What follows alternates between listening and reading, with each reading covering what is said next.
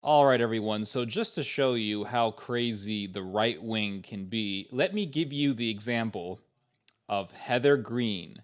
This is a girl who recently has been doing a series of videos in which she roasts me, and she is roasting me with a guy who calls himself Morgan 3000. Yes, this guy right here.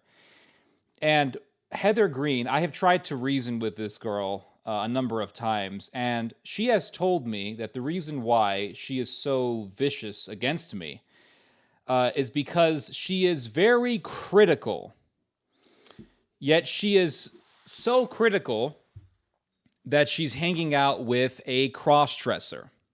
She also likes to do hangouts with a guy named Jacobly, and this guy's a psychopath, but she doesn't mind taking abuse from him. Say, at least Minneapolis is not like, and no offense, but only because a lot of people that live in Portland have said that it's become Antifa Central. Or a certain block has become like Antifa Central.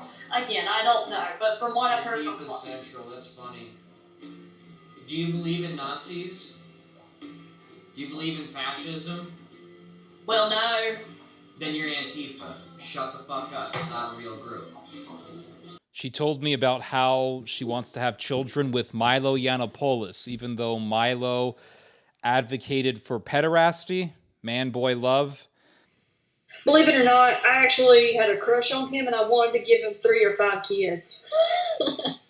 We talked about the Armenian conflict, and she told me that Armenians who are being invaded by Azeris, they should just stay. Even if it means them being slaughtered, they should just stay.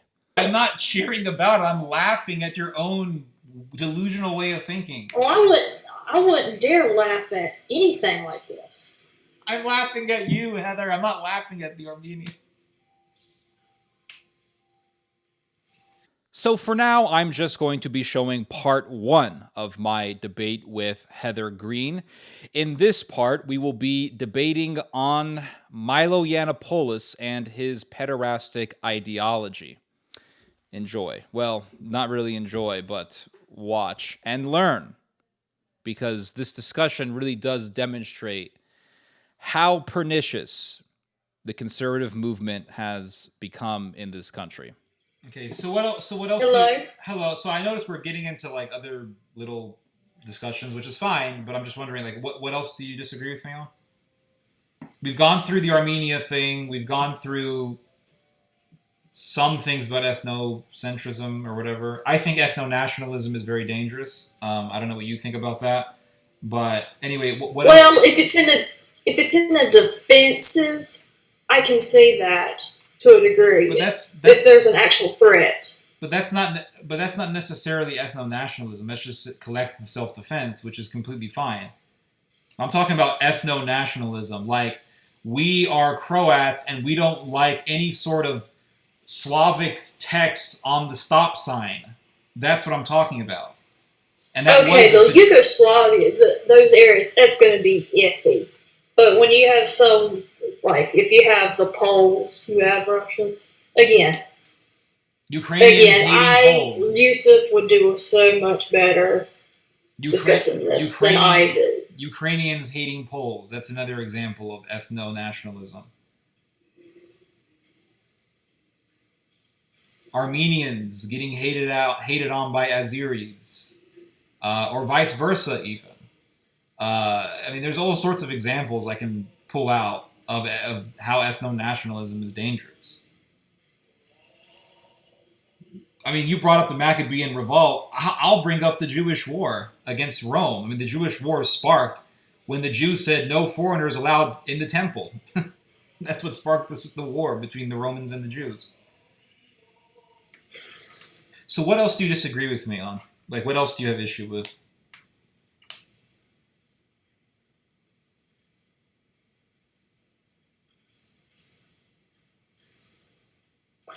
Actually, it's more of a question. Milo Yiannopoulos is now in recovery from being gay. Okay. I was so happy when I heard the news. I don't trust him. I think there's some genuineness to it because he has said all sorts of things about that, especially about you're born with it. No, he has said that that's a lie. He ain't wrong about that. Okay. So, there are gay people who admit that. Yeah, they know it's a lie. But I don't believe him when he says I'm this recovering Catholic. Or that he has like dedicated himself to the Catholic faith. I don't believe any of that stuff. well, anybody who is a Catholic that is trying to be in good standing and actually struggling and actually trying to be a better person, they're still Catholic. It doesn't stop them from being Catholic. Somebody who has said that man-boy love is great, someone who has defended pederasty, I cannot trust that person.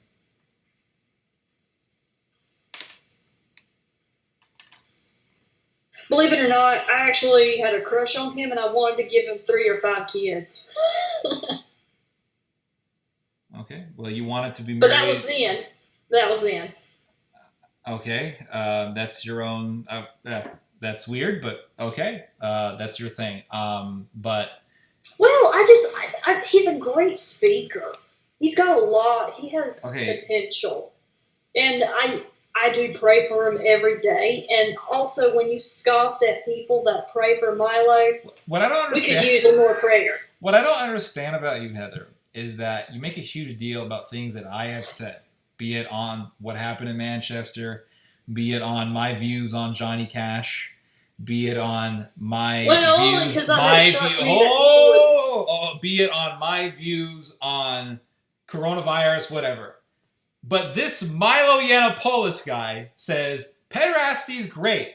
He says it several times, and you got nothing but good to say about him. See, that right there. Okay, well, that's the reason why. I just don't. That is the reason why I do not trust people who are on the conservative right-wing faction of the United States. Honestly, because there are so many people like yourself in it.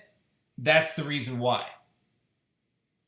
Honestly, I haven't really listened to any of his stuff in 3 years, so I've actually fell off. I actually found this out by surprise. Okay, great. The guy supported pederasty. Okay, he said I don't twice. know into some. First of all, I think there's something more. He went on to Michael Voris's show, the supposed Church Militant show. He went on to that show. He actually did a lot of work. He went on to that show and he said, I think 16-year-olds are okay. And Michael Voris is like, canon law would agree with you on that. Like, what the hell is up with that? I mean, let's be real here. That's pretty disturbing. Do you think that the age of consent should be lowered to 12, 13, something around that age? I think 16 is about right. That's roughly right. Canon law would agree with you. And actually, in the homosexual world particularly, some of those relationships between younger boys and older men, the sort of coming-of-age relationships, the relationships in which those older men help those young boys to discover who they are and give them security and safety and provide them with love and a reliable and sort of a rock where they can't speak to their parents. Some of those relationships are some of the most... Don't you think? Could it be that they were talking about the context of just, like, coming of age? I'm not talking about that. Heather, they were talking in the context of Milo's past statements about pederasty. And Michael Voris asked Milo, do you think that the age of consent should change? In the context of his past statements, his recent statements on pederasty. And Milo said 16 is okay. And Michael Voris said, canon law would agree with you. Do you see how weird that is? What if Milo was a liberal? You know what? I'll let you talk. Go ahead. I have more to say on this, but go ahead. Well, canon law as far as 16. 16 is the average age of full reproductive maturity. And I'm not talking about, like, that part. I'm talking about, like, actual heterosexual relationship. They're talking about man-boy love. They're talking about boys.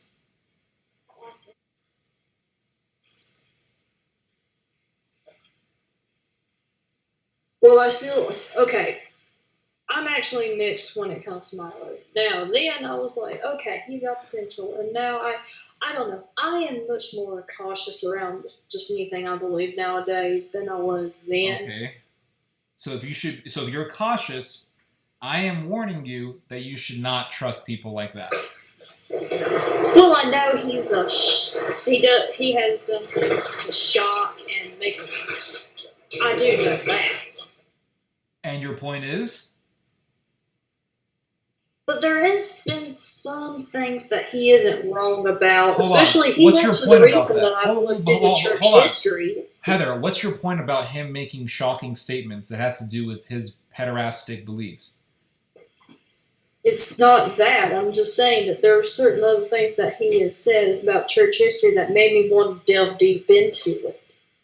Okay, but you said he has made statements in the past that shocked people, or to shock people. You're essentially calling him a troll. What does that have to do with his pederastic statements?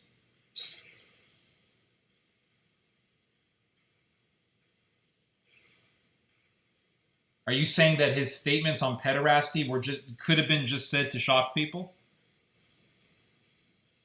Possibly. Okay, if that's the case, then you should still have a problem with that. Because just some moments ago, you were telling me that you would never laugh at suffering. When I laughed when I was talking about the Armenians and the Azeris. And you said, I would never laugh at that. But now you're saying that laughing and making shocking statements in regards to pederasty is okay. Do you see the contradiction do you see the contradiction in your own beliefs though?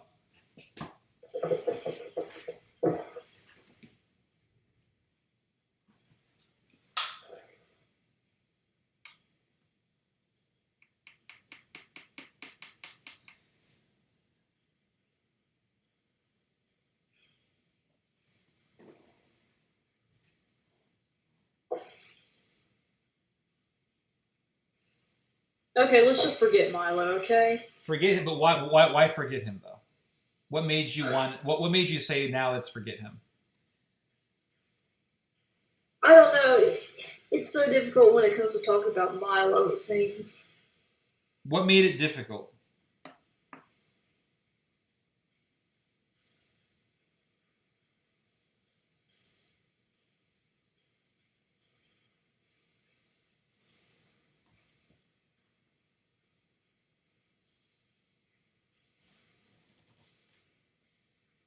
Hello? What made it difficult? You're a straightforward person, Heather. Be straightforward with me. What has made this discussion on Milo difficult?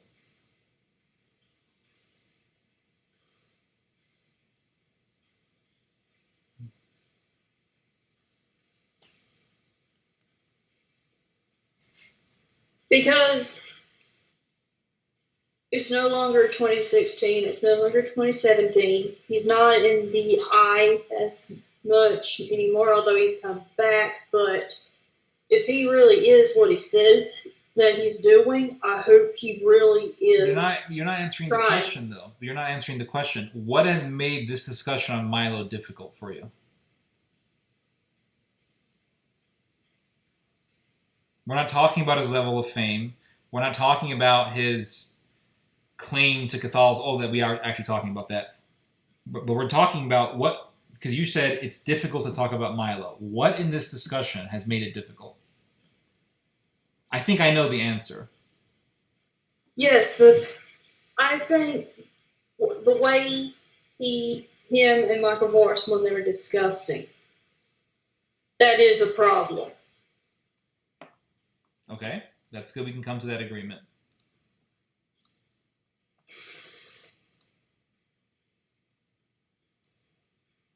But I also think it's context and what they were discussing. Okay, in what context can pederasty be okay?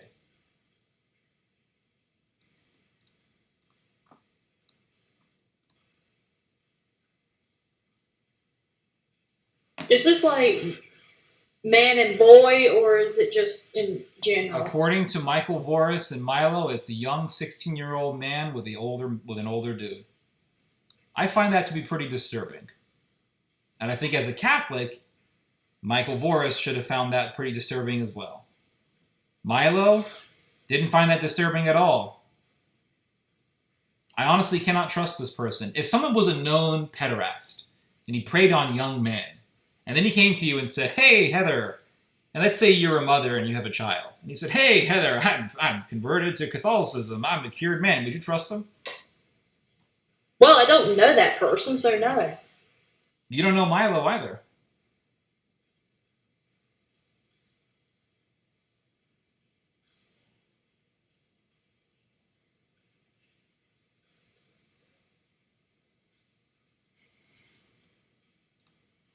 Silence.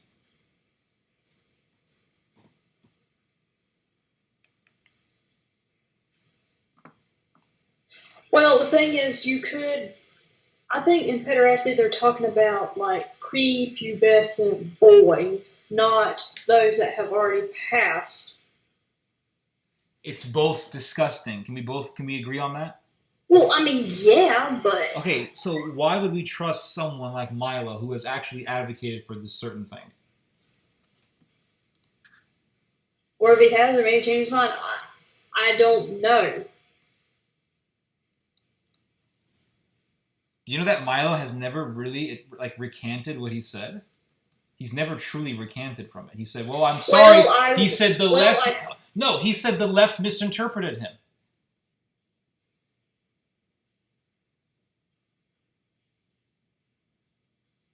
Well, I will wait. Well, I will have to wait for him to recant that. Why aren't you sending him a ton of emails saying, "Hey, Milo, you should like totally recant from that"? I don't have his email, there's contact information from him, I'm pretty sure. Like, hey, my issue with you is that you give me a whole bunch of stuff for something I said back in 2017 about Manchester, something I said about this, something about whatever. But Milo, you give all this leeway to. Honestly, he's kind of an afterthought nowadays. I think that's pretty hypocritical. No, I'm serious. He has become more of an afterthought. I still pray for him because I have to. So is what I said about Manchester, is that like for some reason more of a focus for you than what Milo said? No. Okay. Because it just seems like when it comes to these big right-wing figureheads like Milo, or these known figureheads like Milo, you give all this leeway, you give all this benefit of a doubt for them, but for someone like me, it's like, oh, condemnation, judgment.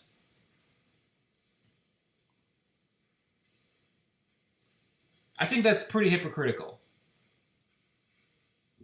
So that ends part 1. Stay tuned for part 2 of my debate with Heather Green. As you guys saw in this discussion, Heather Green, while claiming Christian values, does not mind defending someone like Milo, even going so far as to admit that she once wanted to have children with a person as evil as Milo Yiannopoulos. And then at the same time, while claiming Christian values, she doesn't mind hanging out with people like this or like this, an Antifa far-left fanatic. Shut the fuck up. It's not a real group. Heather Green is not an anomaly. They are millions of people in this country just like her. And really, my experiences with conservatives, be it online or be it on the road when I was doing speaking, has been quite paralleled to my discussion with Heather Green. Heather Green is simply a reflection of the road that conservatives are treading upon. And as you guys can see, it's quite disgusting. All of this evinces my problems with the right wing. They will claim Christian values, but at the same time, their words, their statements, and their actions really speak otherwise. Stay tuned for part 2. You guys just heard some theology. God bless. Hello, everyone. This is part 2 of my debate with Heather Green. In this video, Heather and I debate on whether or not it is morally right to leave your native land in order to escape an invading army. In particular, Heather and I discussed the most recent conflict in Nagorno-Karabakh between Christian Armenians and Muslim Azeris.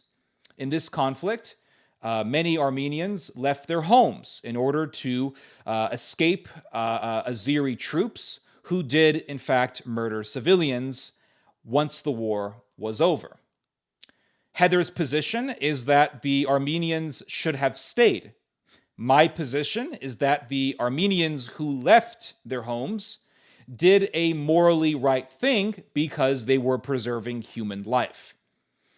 My position ultimately is that human life must be preserved as much as possible, whereas Heather's position is that the fixation on your native land should be elevated above the preservation of human life. These debates are really the result of Heather Green roasting me in a series of videos.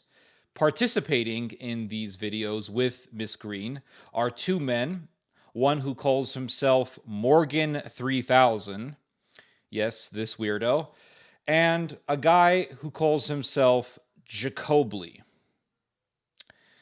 Jacobly is a person who actually desires to eat human flesh. There's a number of things on my bucket list of things that I would like to do before I die that I probably won't, and that's okay.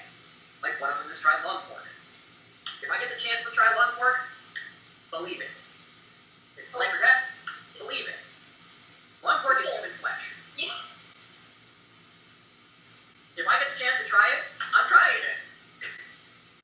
And yet, Miss Green, a person who claims Christianity, a person who claims conservative moral values, does not mind doing a series of hangouts with this person, attacking me.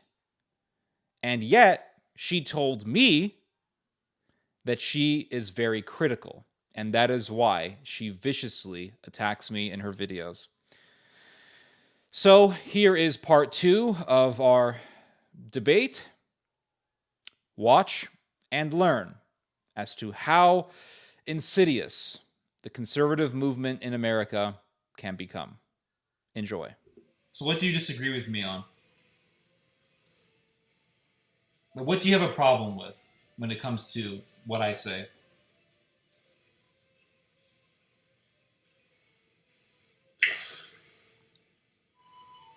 Well, it really did bother me when you said that about those Armenians. What did I say about But- the Armenians? Well, the elders that didn't want to leave because it was their home, and you said their son wanted to leave, but he stayed because of his parents, and then of course he died. Yes. But the thing is, it's a choice still, it is nonetheless, a choice. Absolutely. and they're going to get their reward in heaven. I'm sure they will, but nonetheless, that man's son died because he stayed, and the Turks came, and the son warned him, "Dad, let's go to Russia. We can get on a plane right now and go to Russia." And Actually, the guy, it was Azeris, wasn't it? the Azeris are Turks. Let's be honest here. Like Azeris speak Turkish. Turkic. Yeah, Turkic. they're Turks though, but they consider themselves Turks. They even say that we are the one nation, two different states. Plus, the Azeris are nothing more than a Turkish-backed And satellite. Israel. Israel's backing them too. Israel is backing them, but the Azeris don't consider themselves Israeli. So, with that said, I'm just saying. my video was basically a critique of the typical Eastern mentality of not being prepared and thinking that nothing bad is going to happen to you. So let me give you an example. I don't think they really think like that. They just don't want to leave where they've been rooted for so long. Yes, they do, because when the old man was told, the other old man was told by his daughter to leave and come to Yerevan, the capital of Armenia, he said, I was here in 1990 whatever, and the Turks Well, he was came, old. and they Let me tell you never, something they about never, older people. they never. Older people don't want to be told what to do. Yeah, they're filled with pride. I know they're really Well, pride-filled. I mean, especially when it comes to their health. They're and really they say- pride-filled, and they can act very, very foolish. I understand that. I've been around old people But as it's well. on their terms. They've lived their life, and I can actually understand That is on their terms. But the fact is that the man lost his life, and when his daughter said, "Come to Yerevan," he said, "Well, the Turks aren't going to come here." And guess what? He ended up losing his life. Now, and his wife ended up a widow. Now, I'll give you an example of what I'm talking about. So when the Germans invaded Italy, the Jews believed in Rome that the Germans were not going to kill them because the Germans had made a treaty with Mussolini, that the Germans had made a deal with Mussolini. And so the Jews believed that nothing was going to happen to them. And there was a Jewish woman whose name I don't remember or recall, but there was a Jewish woman who saw the German soldiers coming towards the Jewish enclave, the Jewish ghetto in Rome, and she went to her neighbors and said, "Pack your things and get the hell out." And they didn't take her seriously. She got the hell out of there. The German soldiers came in and just shot a bunch of people and rounded up a whole bunch of people and arrested them. Those people believed that nothing was going to happen to them. So it's actually that mentality that I'm critiquing, because human life should be preserved. And if we are going to make decisions, it should be based on how much human life we can preserve as much as possible. It should not be based on some weird pride or some weird pride-filled idea that you have on life. Now, if you want to, yeah. Well, if I think I have the solution for the most part of what could be done for the Middle East. Listen to all the native Christians there. That's what I do. Listen to them and know how to do diplomacy. Okay, so there was a native Christian who said, "I'm going to Yerevan, getting the hell out." Was that person wrong? It was their choice. Was that person wrong? It was their choice. We know it's their choice, Heather. No one who let the dog out. It's very obvious. My question to you is: was it wrong or was it right for certain Armenian Christians to flee Karabakh and go to Russia or to Yerevan? Well, because they did the scorched earth, yes, I actually respect that. You respect that they left? Well, they also destroyed their property in the process so that it wouldn't be used, so that takes guts. Okay, but what about the guy who came from Moscow and said, "Dad, let's get the hell out of here"?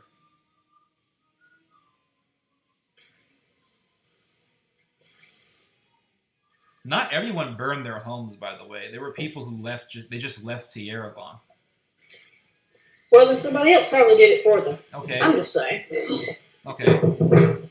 So you said we should listen to the native Christian population. In the Middle East, because they know what really is going on. Okay, but Armenia is not in the Middle East. Armenia is in the South Caucasus.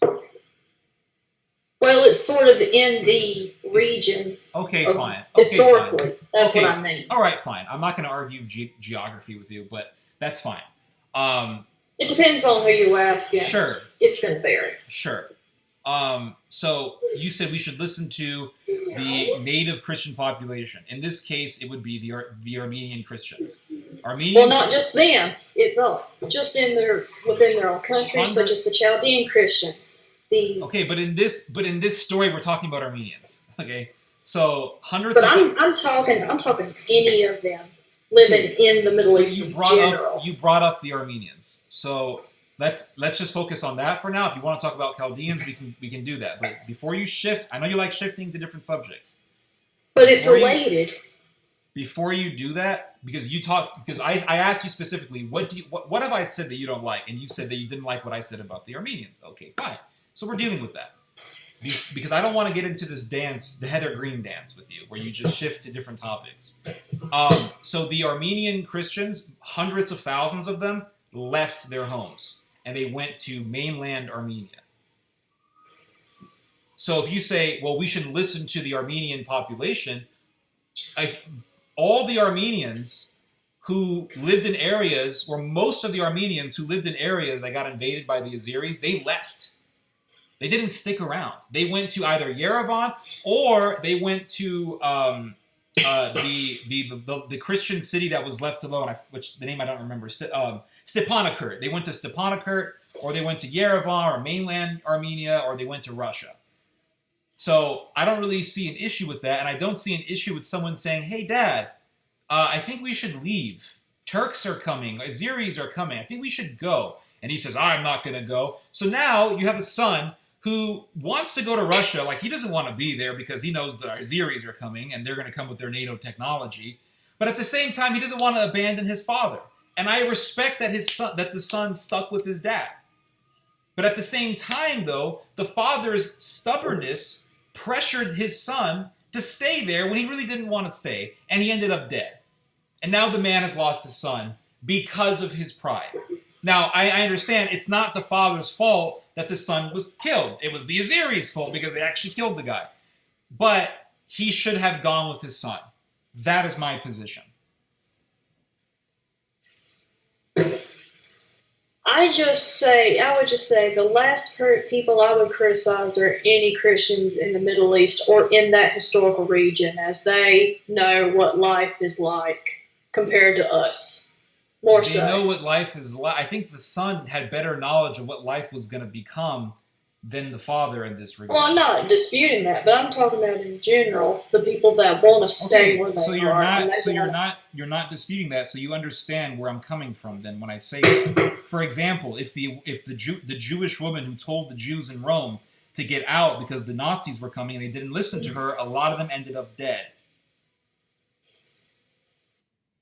Anyway, that's my position. I understand that you disagree with that for some reason, but that's my position.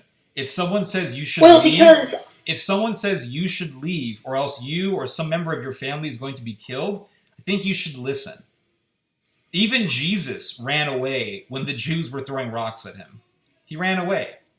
Well, have you ever heard of Saint Polycarp? Yes. St. Polycarp ran away numerous times when the Romans were looking for him. He was a wanted man. And he ran away. All right, look, I will give you another saint. What about St. Peter, who went back? St. Paul. There are people that went back. St. Paul knew that the Jews wanted to kill him, and he had an entire Roman garrison defend him. So we have to, I think our position should be the preservation of life. If we are going to be I am for the preservation of life, but I also want people to be able to stay rooted where their culture is and keep it there, especially with Christianity in its native birthland. And that is something How is an Armenian leaving a place where that he knows is going to be invaded by Muslims? How is he? Are you saying that Christians who leave are somehow denigrating Christianity or a certain Christian presence? Because that area is going to be completely taken over. I just don't think you should. That area is going to be those that choose to leave, those that choose to stay, they shouldn't be shamed for it. What about I'm not saying we should shame people. What I'm saying is, if someone tells you to leave because you know your land is going to be invaded, you should abide by wisdom. St. Paul didn't get up and say, well, the Jews are going to kill me, but I don't care. He had an entire garrison defend him. He escaped. There was a point where the Jews were trying to kill him, and he escaped. He got a bunch of curtains or blankets or whatever, or a rope, and he went down a window and got the hell out of there. The Christians had left Jerusalem before the outbreak of the Jewish war with the Romans. Christians had already left Jerusalem. They left. They knew the war was coming. It's like, what's the point of me staying here? What is the point? Even Saint Xavier, he went to Japan to preach the gospel. He left Japan. He was like, these people don't want to hear anything I have to say. I'm going to get the hell out of here. I'm going to go. The Portuguese eventually just gave up on Japan. There comes a point where it's like, is it idealism or is it human life? I think it's is a question that we have to face. It is It's a a moral, moral it is a dilemma. moral dilemma, but which are you going to choose? The preservation of life or your pride-filled ways, your pride-filled view on your own territory? Which one is it going to be? I mean, that person made his choice, but he lost his son because his son felt bad about his dad staying there. Okay, let's make this an anecdote. Say where I live, which is more than 6 generations here. If we were told that there were people coming to kill us, Okay. specifically where we were, but only because this is the United States and we're armed, we're going to fight. Okay. That's what I'm going to do. I'd rather die and be buried next to my family, the people who I love. So your entire village gets massacred. Your town. Let's say I'm guessing you live in a town. Your town gets massacred, butchered. You can say I'm so proud of that all you want. The fact is that a bunch of people were butchered. You actually can be able to fight back because we're armed. Okay, you're armed, but let's say a bunch of people with NATO technology invade your town. And they have like heat-seeking rockets and tanks and sniper rifles and drones, by the way, which you can't escape, which is why the Armenians lost. So now what are you Unless going to do? you have a shotgun that can do a good job of shooting them down, that is. Heather, I'm sorry. I think either you're joking or you're delusional, if you believe that. Depends on the drone. Okay, the Armenians had a trained military force, and they got slaughtered. And there's a video you can watch of a bunch of Armenian soldiers literally cut to pieces within seconds because of a drone. And the Armenians have tanks. They have machine guns. They have all those things. They lost. So here's another example I can give you. What happened in Volhynia? So I know that you admire Eastern Europe. So I'll try to make this story as interesting as possible for you. So the Poles... You can just make it in a nutshell. So the Poles, they were friends with their Ukrainian neighbors for decades. The Ukrainians all of a sudden decide to butcher every Pole that they saw. And that's exactly what happened, by the way. And they butchered tens of thousands of Poles. Why? Because they hated Polish people. They were racist. They were tribalist. They believed that the Poles controlled their land that rightfully belonged to them. The Ukrainians had all these beliefs. So they said, what are these Poles doing here? And they butchered tens of thousands of them.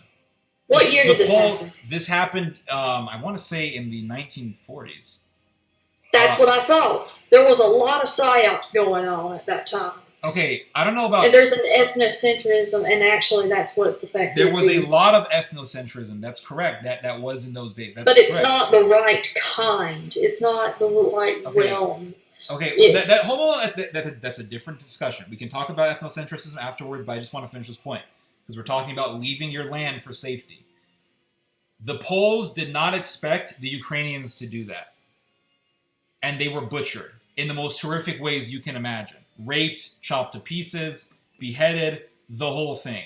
Now, I could say, well, they stuck in their homeland. Or I could say, you know what? They were better off leaving.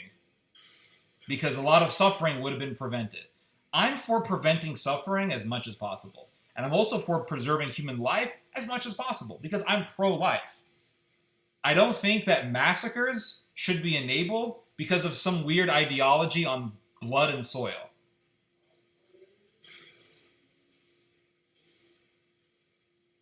Okay, what about the Syrian paramilitaries that are protecting themselves from ISIS? They have no choice. There's nothing wrong with self-defense. Okay, this is where I'm But that's getting not at. what this old man in Armenia was doing. He's an old, elderly man who can't fight. He could, but there are probably other elders that could fight. How can an old man fight against the Azeris, NATO-trained military forces? Tell me this, Heather. That's a serious question. Well, he couldn't, but there could have been some other elder. Seriously, there are elderly people that can actually fight. You'd be surprised. The Armenians lost the war. That's why they had to leave.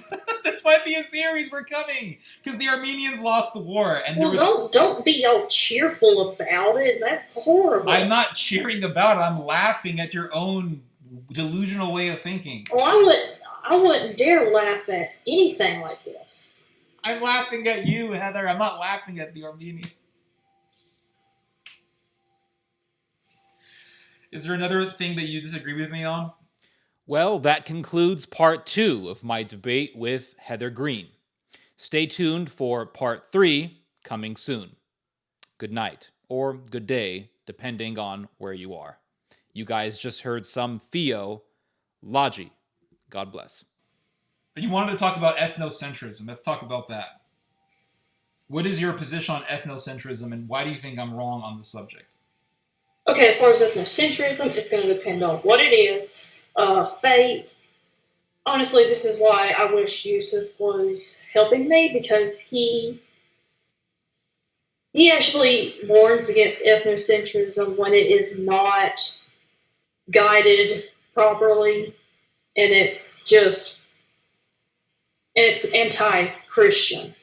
Okay, what is your view? Okay, what to you is good ethnocentrism?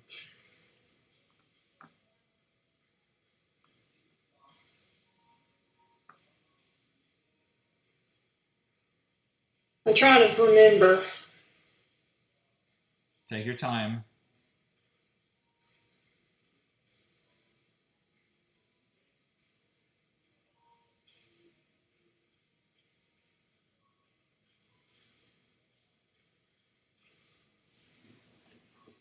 Well, this isn't necessarily ethno, but it is religious-based. The Maccabees were nationalists. Okay, how? Because the Maccabees didn't mind making a treaty with the Romans for Roman protection.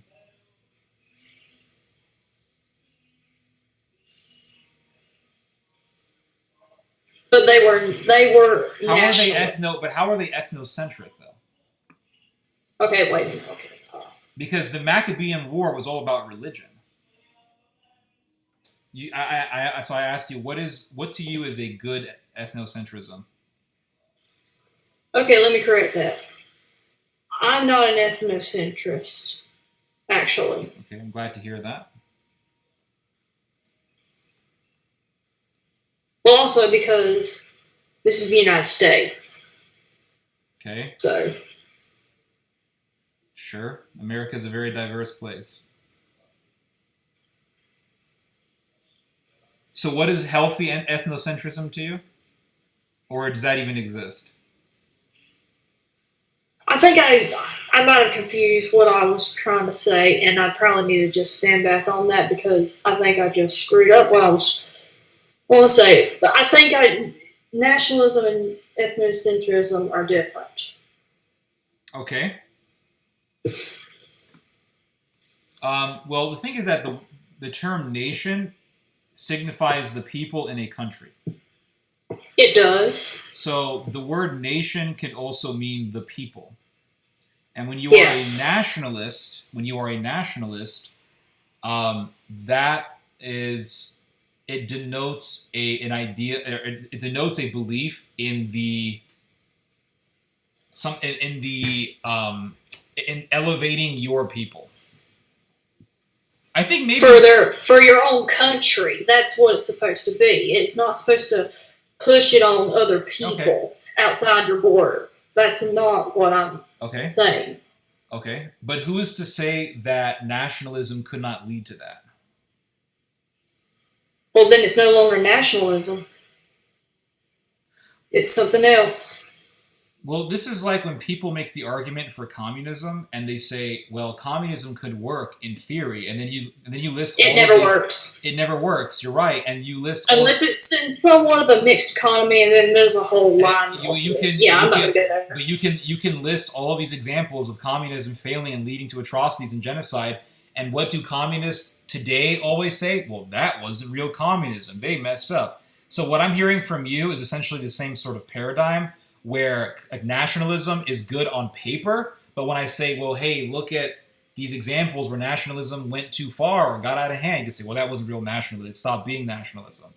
Well, what about Spain? Spanish nationalism? I'm not like sure. During the 30s. Sure. So in Spain, there were people within Spanish nationalism that were indeed very racist, and believe it or not, I thought you were supportive of let me it. let me just finish. They were ideologues, specifically within the Spanish. What do they call them? The what's the name of that movement? I can't believe I forgot this. I forgot the name of them. Falange, the Spanish Falange. Yes, the Falange. I thought you were cool with them. No, they were people within the Spanish nationalist movement that were indeed racist, and they talked about the wonders of the Spanish race. And believe it or not, they were ideologues within Spain who talked about reviving the Spanish Empire, which would denote expanding. With that said, though, Franco was absolutely right in what he did against the anarchists and the communists and the left-wingers in the Civil War. In the Civil War, he had to do what he had to do because those people were more horrific than anything coming from Franco's camp. And they butchered tens of thousands of people. They were absolutely anti-Christian. They were completely and utterly evil. In fact, if you look at one of the big enemies of the conservatives in Spain, it was the Catalonian separatists. And the Catalonian separatists were Catalonian nationalists. And they wanted independence from Spain, and they ended up butchering thousands upon thousands of people. And they were Catalonian nationalists. And then you got a psyop. Well, they were backed by the Soviets. I don't know if you would call that a psyop, but they were Soviet. Oh well, yeah. The backing, follow the money. It says a lot. They were given. And I'm not saying you. They were given arms by Stalin. Their weapons came from Stalin. And the fact is that the Catalonians who hated Spain and who fought Franco, those guys were nationalists, hardcore. And they're one of their big part. They were led by a guy. His name was Luis Companys, and he was a huge racist. And his whole movement was a bunch of Catalonian racists who hated people who spoke Spanish. And the party that was really dominating Catalonia was the Republican Left Party for Catalonia. They were hardcore nationalists. And they're still alive today, and they're still begging, or they're still fighting for Catalonian separatism and independence. And those people are very dangerous. Now, with that said... Now, I do wonder if they're doing it because it's the EU and not necessarily Spain. No, they don't want to leave the EU. They just want to leave Spain. If you ever go to Barcelona or Catalonia, they actually get pissed off if you speak Spanish. They want people to speak Catalan. They're very racist. Sorry, I broke off there. Say that again? I thought Catalonia was in the eastern part of... Yes, it's in the northeastern part of Spain. Okay, northeastern part. Okay. Yes. No, Andalusia is... in the south. The southern part. Yeah. That's correct. It's in the south. And then you got Basque and... Yes, that's right. The Basques have so... The Basques have their own separatist movements as well. They have their own language. Yes, they do. Did you know that the one of the leaders of the Catalonian separatist movement, he described people who speak Spanish as animals? Well, I didn't know that, but honestly, I never really supported that movement. Okay. I was never, again, because it's not my place, it's not my country, and nor did Yusuf, because, well, it's not based in faith or anything. No, it's based on weird tribalism. Yeah. So I think we're in agreement there on that. I think we finally found something to agree on. But using your logic, the logic that you defend, which is, well, I support people's right to... I'm pretty sure... I believe they can self-determine, but they have to by your logic, be very, very careful with that. By your logic, though, the Catalonians are on the right because they have their own right to self-determination. They have the right to break away from Spain if they want to.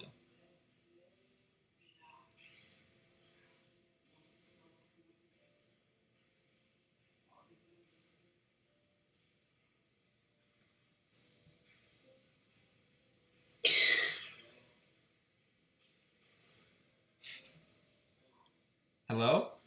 Yeah, I'm here. I mean, by your logic, why wouldn't Catalonia have a right to break away from Spain?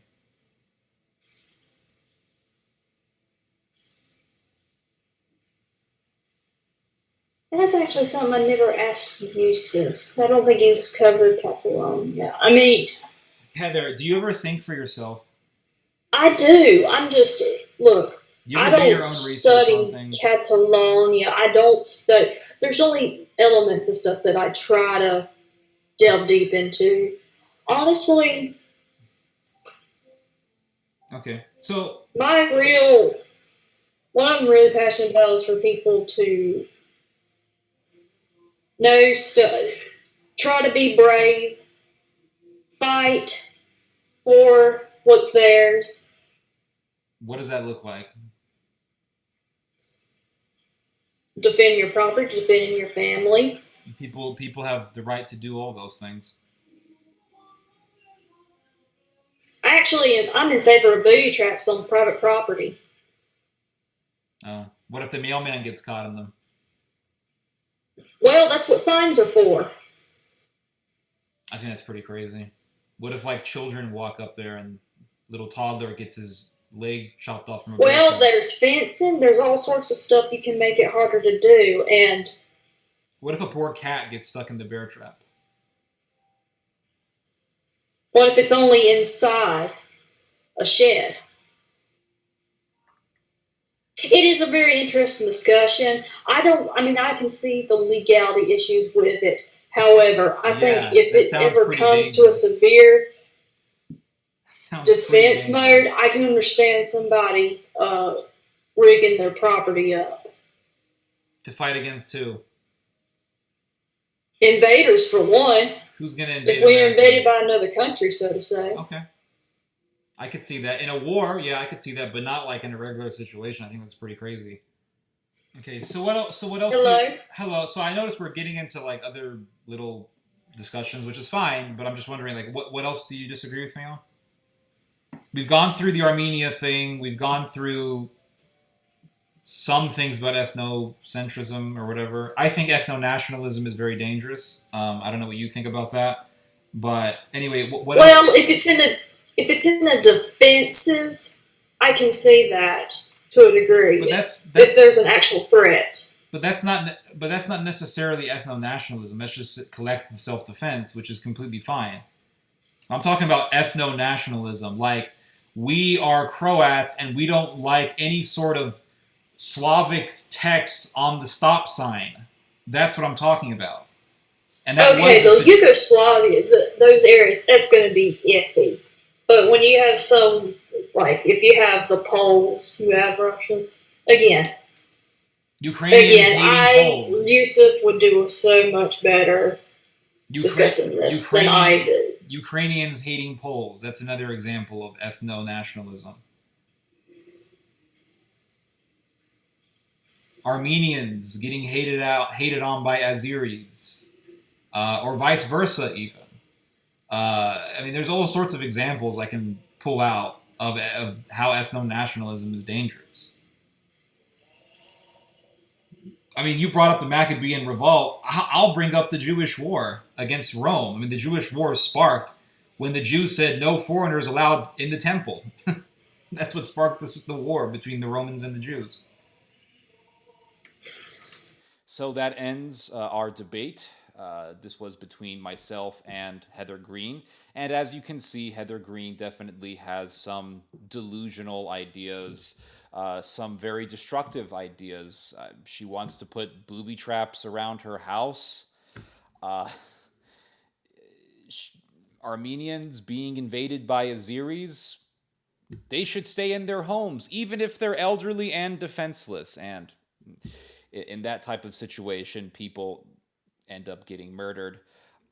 Some guy who promotes pederasty, well, we should trust him. Just crazy ideas. But to me, this was comedy. It was funny, and I hope you guys were entertained. Anyway, that ends this video. Have a good night or a good day, depending on where you are. You guys just heard some theology. God bless.